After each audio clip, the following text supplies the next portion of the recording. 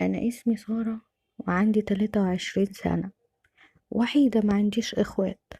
خلصت جامعة وحاليا مخطوبة، وفرحي خلاص قرب. والفترة دي بنزل أشتري الحاجات اللي ناقصاني في جهازي. والدي بيشتغل مدرس، بيخلص المدرسة وبعد كده بيروح يدي دروس برا، وبيرجع بالليل على الساعة 11 12 كده. والدتي ربنا يخليها لي، هي اللي بتنزل وبتشتري معايا الحاجات اللي ناقصاني في جهازي وبتساعدني وكده.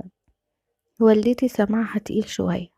اتخطبت من حوالي سنة كده لجارنا خالد، بس بصراحة ما عشتش معاه قصة حب. هو اللي حصل ان هو تقدم لي واهلي وافقوا عليه على طول، وهو بصراحة يعني ما يترفضش. يعني لو اي بنت مكاني مش هترفضه. بس الفكرة كلها ان انا كنت بحلم من زمان قوي ان اللي هتجوزه ده اتجوزه على قصة حب. هو دكتور أسنان وشخص محترم جدا، علشان كده لا أنا ولا أهلي رفضناه.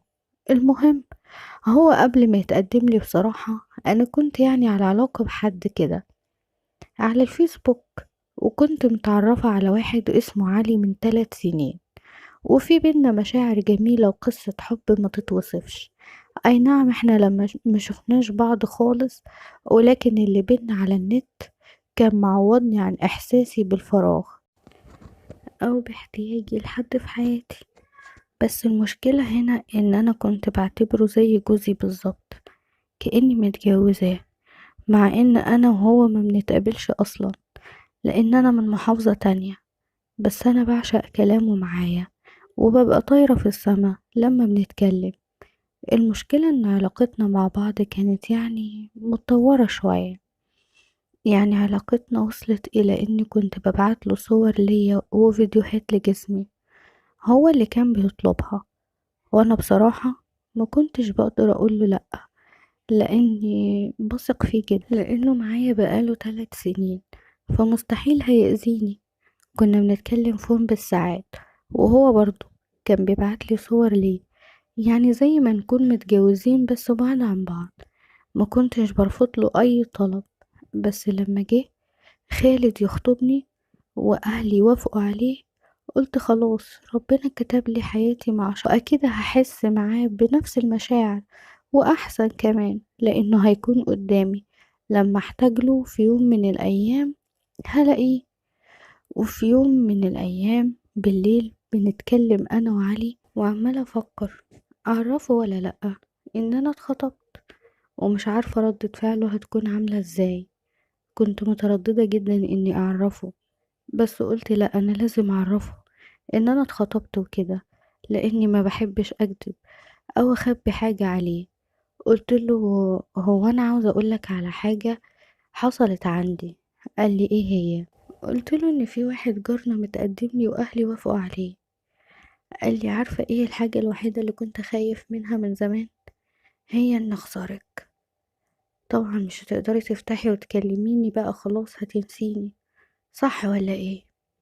قلت له انا ما اقدرش استغنى عنك، انت عارف اللي بينا، ولو عرفت افتح الفيس اكيد هبعتلك واكلمك، انا ما استغناش عنك. قال لي الايام هتثبت لي اذا كان كلامك صح ولا غلط، ولا بتقولي كده عشان تريحيني.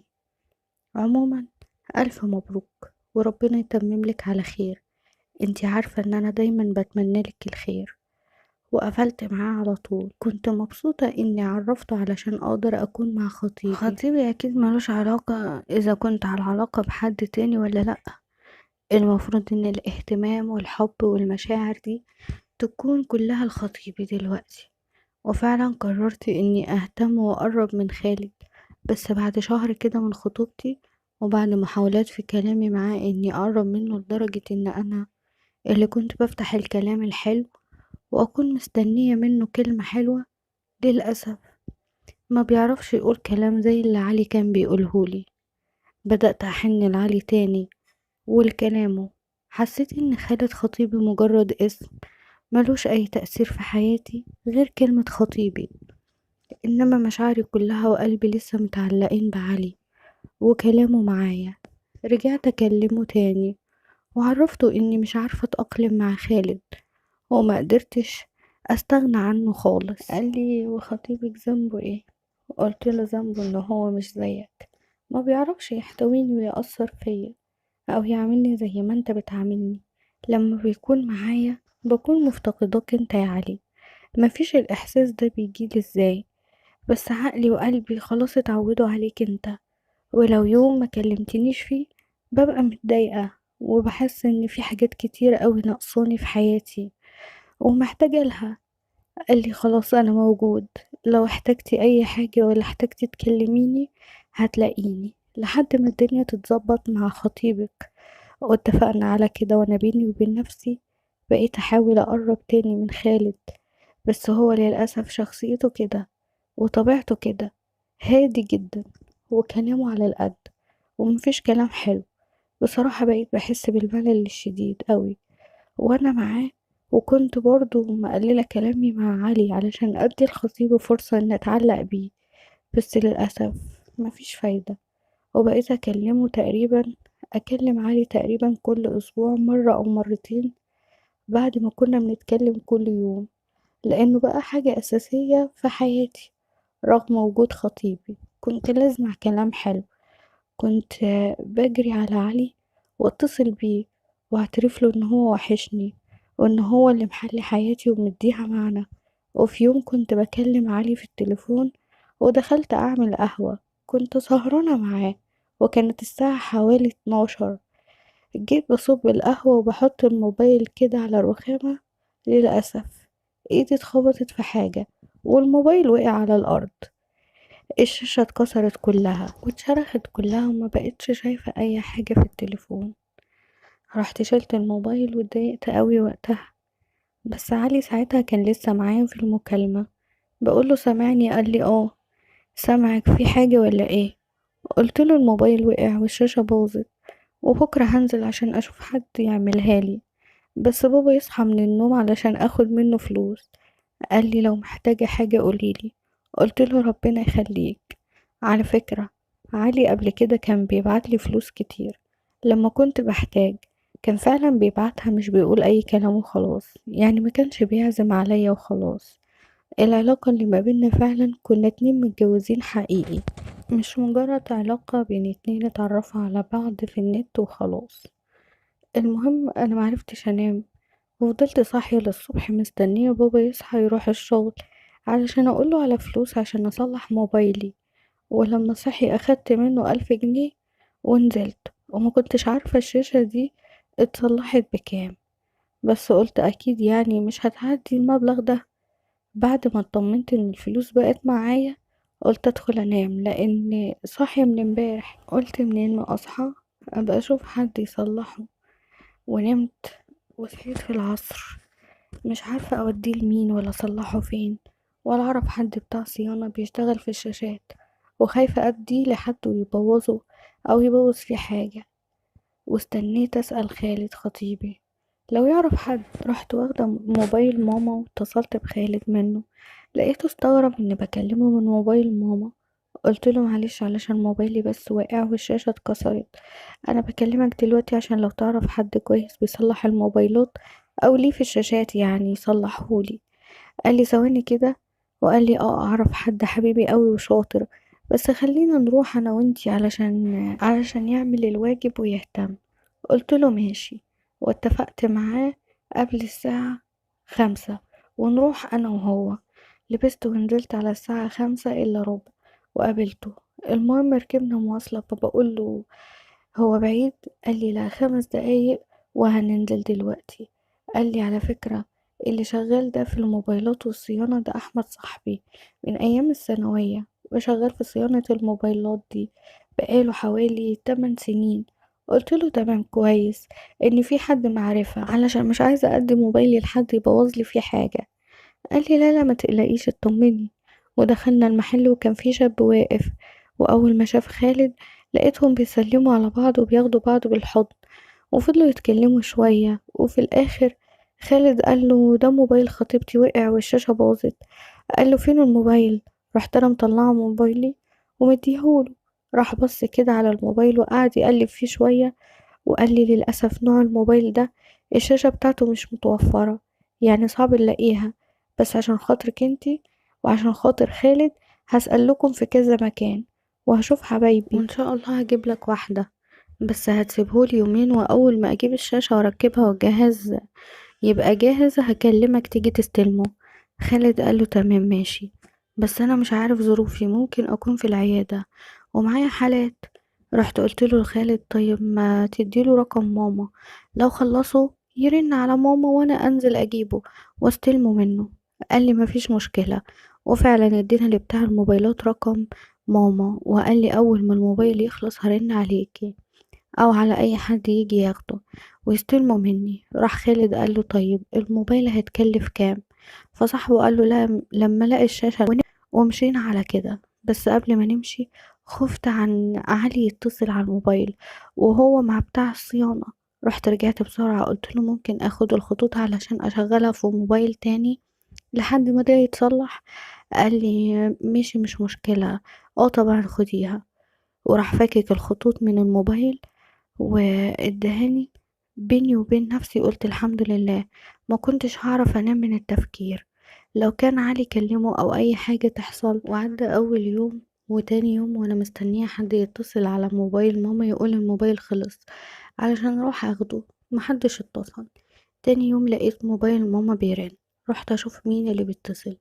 لقيت رقم غريب، فتحت عليه قلت له مين؟ قال لي لو سمحتي كان في حد بيصلح التليفون وسايب الرقم ده عندي. قلت له اه انا اللي كنت مع خالد خطيبي وجينا سلمناك التليفون. قال لي تمام تقدري تيجي تردي التليفون، بس نصيحة ليكي بلاش تجيبي خالد معاكي. ايه اللي بتقوله ده؟ قال لي انا زي اخوكي وعارف مصلحتك ومش عاوز اتدخل في تفاصيل اكتر من كده. انا بصراحة مرضتش اكتر معاه ولا اساله في ايه، وقلت له تمام وقفلت معاه. وكنت مرعوبة وعمالة افكر بيقولي ليه كده ومش عاوزني اروح انا وخالد ليه. ما قدرتش استنى من القلق ده. رحت لبست بسرعة ونزلت ركبت عربية ورحت قدام المحل. دخلت المحل ما لقيتوش، لقيت واحد تاني اللي واقف هنا كان بيصلح لي التليفون. قال لي دقيقة واحدة استنيه يجي، هو بيجيب حاجة وجاي. كل ده وخلاص الرعب والخوف جوايا مش قادرة اوصف لكم عامل ازاي. ومرضتش اتصل بخالد يجي معايا، قلت يكون فعلا في حاجة. المهم لقيته دخل المحل وبيقول لي ازيك، حمد لله على سلامتك. قلت له الله يسلمك. قلت له هو في ايه؟ لقيته راح نده على الشاب اللي كان واقف في المحل وقال له روح هات لي حاجة كده انا مش عارفة هي ايه، حاجة يعني تخص الموبايلات وكده من عند واحد تاني، ومشاه من المحل. لقيته بيقول لي هو في حد يسيب موبايله كده من غير رمز امان؟ قلت له ليه بتقول كده؟ قال لي بصراحة انا عرفت عنك كتير بس ما تخافيش، عمري ما هأذيكي. قلت له عرفت ايه؟ طبعا وانا بقول له عرفت ايه انا على طول جه في بالي الشات والكلام والصور اللي بيني وبين علي. معرفتش ارد عليه. كان الولد اللي قدامي في المحل كان جاب الحاجة ودخل المحل. قال لي عموما انا بعتلك طلب صداقة على الفيس وهكلمك بالليل، وخدي الموبايل وسيبك من الفلوس دلوقتي، نبقى نتكلم بعدين علشان الواد اللي جه يعني وكده. وخرجت من المحل وانا راسي بتلف وقلت انا خلاص اتدمرت واتدمرت حياتي. وقفت عن التفكير مش عارفة اتكلم مش عارفة انطق مش عارفة اقول اي حاجة. حسيت ان الدنيا وقفت بيا لدرجة اني ما كنتش عارفة اروح البيت، حساني تايهة. روحت البيت وانا سرحانة وعمالة افكر ايه اللي بيحصل معايا وليه فتحت تليفوني وقلب فيه. فتح الفيس لقيته فعلا طلب صداقة بس مش باسمه، عامله باسم واحد تاني. قبلت الطلب ومرضتش ابعتله حاجة، قلت لما يكونش هو. وعلى الساعة 11:30 بالليل كده لقيت رسالة جايالي من الاكونت اللي بعتلي رسالة، اللي بعتلي طلب صداقة. بيقولي ازيك يا سارة. قلت له انت كمان عرفت اسمي؟ قال لي انا عرفت كل حاجة عنك مش بس اسمك. بس قوليلي انتي مخطوبة لخالد بقالك قد ايه؟ قلت له تقريبا سنة. قال لي ياه سنة؟ قال لي انت معاكي حق، خالد ده غلبان وعايش في عالم تاني. قلت له انت بتقولي عرفت كل حاجة، مش فاهمة برضو عرفت عني ايه؟ قال لي بقولك كل في كلمة واحدة بس. قلت له ايه هي الكلمة دي؟ راح بعت لي وقال لي علي. هو قال لي كده وانا قلت خلاص حياتي وسمعتي راحوا. لقيته قال لي بس ما تخافيش، بس تفتحي دماغك معايا. انا مرضتش اتصل بخالد يجي يتفرج بنفسه، وقلت اكيد البنت دي بنت ناس، اكلمها الاول. بيني وبينك يا سارة انا خدت سكرينات الصور من عندك، يعني تقدري تقولي كده في نسخة تانية من الكلام والصور اللي على موبايلك دلوقتي معايا. قلت له طيب وليه عملت كده؟ حرام عليك. قال لي عملت كده علشان لو ما فتحتيش دماغك معايا انا ساعتها هبعت الحاجات دي لخالد واعرفه كل حاجة، وده صاحبي وده واجبه عليا. قلت له افتح دماغي معاك ازاي؟ طيب يعني ارجوك بلاش اذية وامسح الحاجات اللي عندك دي، انت مش هتستفاد بيها حاجة غير انك هتضيع مستقبلي. قال لي ومين قالك اني مش هستفاد؟ قال لي سارة هو النهاردة كام في الشهر؟ قلت له النهاردة 15 في الشهر. ليه يعني؟ قال لي حلو قوي، يوم 30 الاقيكي جايبالي 1500 جنيه تمن الشاشة، و2000 جنيه كمان ليا انا. قلت له ليه يعني انت عاوز 3500 جنيه؟ انت يعني عاوزهم والموضوع ينتهي؟ قال لي اطمني، ادفعي وما تقلقيش. قلتلك مش هأذيكي. قلت له خلاص اتفقنا. قعدت افكر اتصرف ازاي واجيب الفلوس دي منين، وبابا يدوب مديني فلوس الشاشة بالعافية. انا كده محتاجة 2000 جنيه، لا ده انا محتاجة 2500، لان بابا كان مديني 1000 جنيه، وما كانش قدامي اي حل غير اني ابيع الحلق بتاعي. انا كده كده ركناه ومش بلبسه، وماما مش هتعرف حاجة. بس المهم اخلص من الموضوع ده. رحت فعلا خدت الحلق ونزلت بعته ب4200 جنيه، واستنيت لحد ما جه يوم 29. طول الفترة دي من آخر رسالة هو بعتها لي ما بعتليش أي حاجة تاني. يوم 29 بالليل لقيته بعتلي رسالة بيقولي اوعي تفتكري اني ناسيكي، ومردتش عليه. وتاني يوم خدت الفلوس ورحت للمحل، قلت له اتفضل الفلوس اللي طلبتها مني، بس بالله عليك تمسح اي حاجة عندك وتقفل الموضوع ده نهائي. وراح واخد مني الفلوس وقال لي انا ممكن اوريك الحاجة اللي معايا واريحك واعمل نفسي مسحتهم قدامك، بس اكون حاططهم في مكان تاني. قلت له يعني ايه؟ قال لي روحي دلوقتي وما تقلقيش، ما تقلقيش من اي حاجة. ومشيت وانا مش عارفة ايه اللي هيحصل معايا. وقال الموضوع كده انتهى بالنسبة لي ولا لأ؟ روحت البيت وبعتله قلتله كده الموضوع خلاص انتهى، وانا اديت لك الفلوس اللي انت طلبتها مني وما تأخرتش عنك. ارجوك ارجوك اطلع بقى معاه، اطلع شهم معايا وامسح اي حاجة وانهي الموضوع ده خالص. انا فرحي خلاص قرب وفاضل شهرين واتجوز، ما تخربش بيتي. قال لي ربنا يسهل. قلتلك ما تخافيش. وقفل معايا. طبعا انا الفترة دي مش قادرة اوصف لكم كنت عاملة ازاي، لدرجة اني كنت بفكر اصارح خالد بكل اللي حصل معايا، بس خفت يسيبني قبل الفرح، وفرحي كان فاضل عليه شهر بس. قلت اساس في بتاع الموبايلات ده لحد ما اتجوز واحاول انهي الموضوع ده معاه، انهيه باي شكل من الاشكال. قلت انا مش هبعت حاجة تاني لبتاع الموبايلات ده خالص، واحسسه اني مش مهتمة باي حاجة من ناحيته. عدى 3 اسابيع ولقيته بعتلي على الفيسبوك ازيك اخبارك ايه؟ قلت له الحمد لله. ولقيته بيكرر نفس السؤال ده تاني وبيقولي هو النهاردة كام يا سارة؟ قلت له النهاردة 21. انت بتسأل ليه؟ قال لي يوم 30 تجيبيلي 2000 جنيه. قلت له حرام عليك، ما انت طلبت مني فلوس قبل كده من شهر وجبتها لك، والله العظيم انا بعت من ذهبي علشان اتصرف لك في الفلوس دي، احنا ناس على قد حالنا ومش معايا المبلغ ده. لقيته بيقولي انا ماليش دعوة بالكلام ده، على قد حالكم مش على قد حالكم دي حاجة ما تخصنيش، انا طلبت منك حاجة وهتجيبيها، ولو مش هتجيبيها انت حرة. قلت له والله العظيم انا مش معايا فلوس، انا لو معايا مش هتأخر عنك، بس فعلا معيش، ارجوك اعتبرني زي اختك، ترضى حد يعمل معاها كده؟ قلت له لقيته بيقول لي اه ارضى لو الفلوس ما جاتش يوم 30، ما تزعليش مني. وقفل معايا. وانا ساعتها ما كانش معايا 1000 جنيه. وفي يوم 30 رحت رن عليه وقلت له بص، انا كل اللي معايا 1000 جنيه، وبالله عليك تاخدهم وتسيبني في حالي. خد مني ال1000 جنيه وقال لي ماشي يا سارة، انا رايح مشوار دلوقتي وهبقى اكلمك.